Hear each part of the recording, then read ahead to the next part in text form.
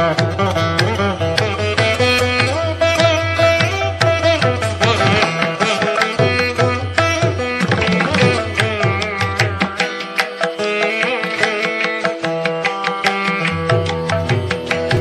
धर्म में हर एक व्रत और त्योहार का विशेष महत्व है। हर व्रत किसी देवी देवता को समर्पित होता है और उस दिन उनका पूजन अत्यंत फलदायी होता है। ऐसे ही व्रत त्योहारों में से एक है हरतालिका तीज यानी हरियाली तीज का त्योहार। इस दिन सुहागिन स्त्रियां माता पार्वती और भगवान शिव से अखंड सौभाग्यवती होने का आशीर्वाद मांगती हैं। वही कुंवारी कन्याएं भी हरतालिका तीज का व्रत अच्छे पति की कामना हेतु रखती हैं। हरतालिका तीज में सुहागिन महिलाएं 16 श्रृंगार करके माता पार्वती और भगवान शिव का पूरे मनोयोग से पूजन और कथा करती है और पति की लंबी आयु की कामना करती है। हरियाली तीज और व्रत से जुड़ी एक पौराणिक कथा के अनुसार माता पार्वती ने पर्वतराज हिमालय के घर जन्म लिया। माता पार्वती बाल्यावस्था से ही भगवान शिव की पूजा अर्चना करती थी। माता पार्वती ने भगवान शिव को पति रूप में पाने के लिए गंगा के तट पर 12 वर्षों तक घोर तप किया था। इतनी अवधि उन्होंने अन्न न खाकर पेड़ों के सूखे पत्ते चबाकर व्यतीत किए। माघ की विकराल शीतलता में निरंतर जल में प्रवेश करके तप किया। वैशाख की जला देने वाली गर्मी में पंचाग्नि से शरीर को तपाया।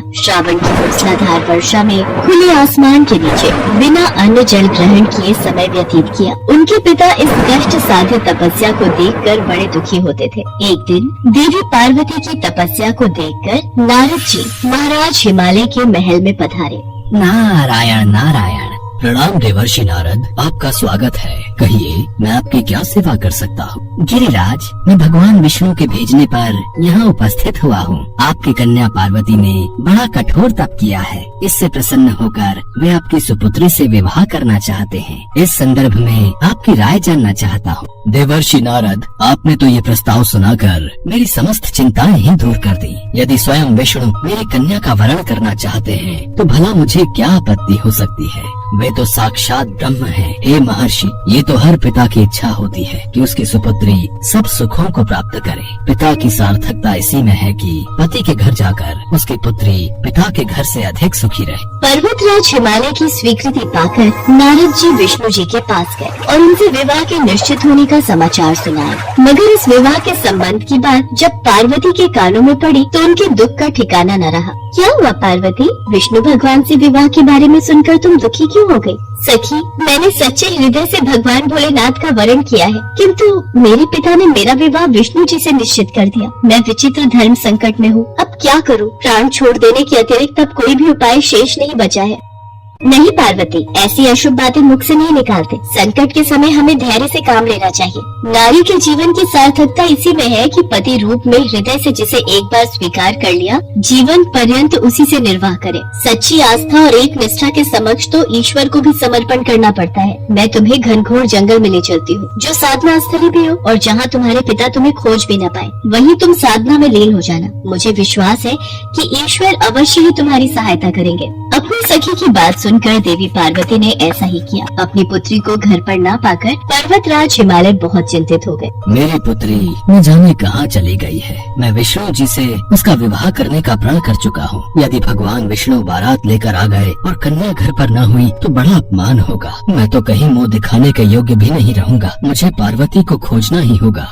पर्वतराज हिमालय ने पार्वती की खोज करनी शुरू कर दी। इधर पार्वती अपनी सखी के साथ नदी के तट पर एक गुफा में भगवान शिव की आराधना में लीन थी। भाद्रपद शुक्ल तृतीया को हस्त नक्षत्र था। उस दिन माता पार्वती ने रेत के शिवलिंग का निर्माण करके व्रत किया। रात भर वो भगवान शिव की स्तुति करती रही। ओम नमः शिवाय, ओम नमः शिवाय, ओम नमः शिवाय। देवी पार्वती की घोर तपस्या के प्रभाव से भगवान शिव का आसन डोलने लगा। उनकी समाधि टूट गई और वो देवी पार्वती के समक्ष प्रकट हुए।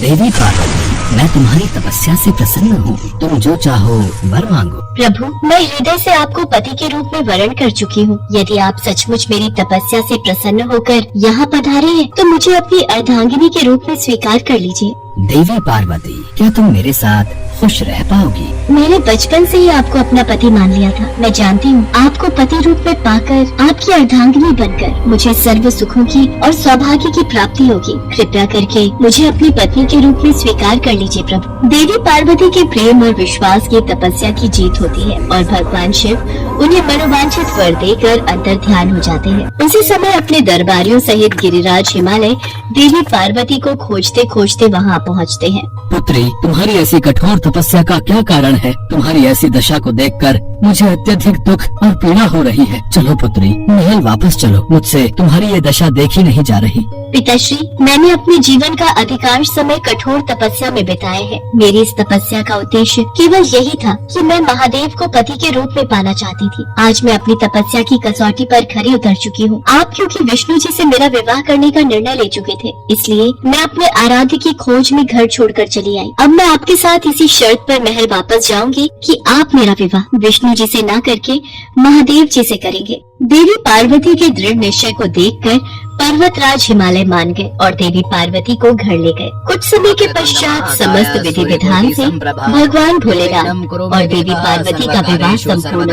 भाद्रपद की शुक्ल तृतीया को देवी पार्वती ने महादेव की आराधना करके जो व्रत किया था, उसी के फल स्वरूप उनका विवाह हो सका। उस दिन से हरियाली तीज का व्रत प्रारंभ हो गया। कहा जाता है जो कोई सुहागन स्त्रियां और कुंवारी कन्याएं इस व्रत को करती हैं, भगवान भोलेनाथ और माता पार्वती उन्हें मनोवांछित फल देते हैं। इसलिए सौभाग्य की इच्छा करने वाली प्रत्येक युवती को हरियाली तीज व्रत पूरी निष्ठा तथा आस्था से करना चाहिए।